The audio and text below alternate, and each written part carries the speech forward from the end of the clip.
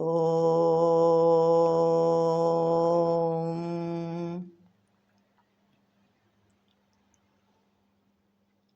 ముందుగా శ్రీకృష్ణ ప్రార్థన. వసుదేవసుతం దేవం కంసచాణూరమర్దనం దేవకీ పరమానందం కృష్ణం వందే జగద్గురుం. శ్రీకృష్ణం వందే జగద్గురుం. ఇప్పుడు శ్రీమద్భగవద్గీత 6వ అధ్యాయము ఆత్మ సంయమ యోగము నుండి 22వ శ్లోకం నేర్చుకుందాం. Now we will learn Srimad Bhagavad Gita chapter 6 ఆత్మ సంయమ యోగ 22nd శ్లోక. యం లబ్ధ్వా చాపరం లాభం యం లబ్ధ్వా చాపరం లాభం యం లబ్ధ్వా చాపరం లాభం మన్యతే నాధికం తతః మన్యతే నాధికం తతః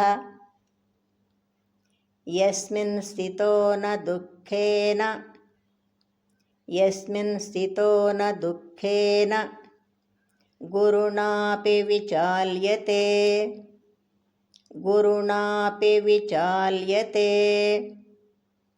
యస్మిన్ స్థితో న దుఃఖేన గురుణాపి విచాల్యతే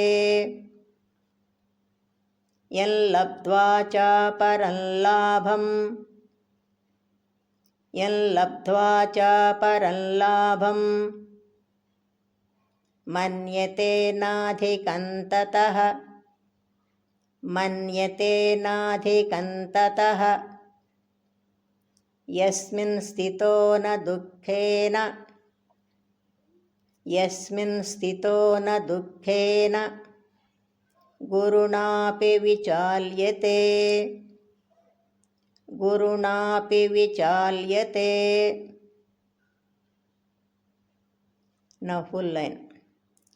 యం లబ్ధ్వా చాపరం లాభం మన్యతే నాధికం తతః యం లబ్ధ్వా చాపరం లాభం మన్యతే నాధికం తతః యం లబ్ధ్వా చాపరం లాభం మన్యతే నాధికం తతః యస్మిన్ స్థితో న దుఃఖేన గురుణాపి విచాల్యతే యస్మిన్ స్థితో న దుఃఖేన గురుణాపి విచాల్యతే. నౌ ఫుల్ శ్లోక. యం లబ్ధ్వా చాపరం లాభం మన్యతే నాధికం తతః యస్మిన్ స్థితో న దుఃఖేన గురుణాపి విచాల్యతే యం లబ్ధ్వా చాపరం లాభం మన్యతే నాధికం తతః యస్మిన్ స్థితో న దుఃఖేన గురుణాపి విచాల్యతే యం లబ్ధ్వా చాపరం లాభం మన్యతే నాధికం తతః యస్మిన్ స్థితో న దుఃఖేన గురుణాపి విచాల్యతే. జై శ్రీకృష్ణ. శ్రద్ధగా నేర్చుకొని రోజు పాడుకుందాం.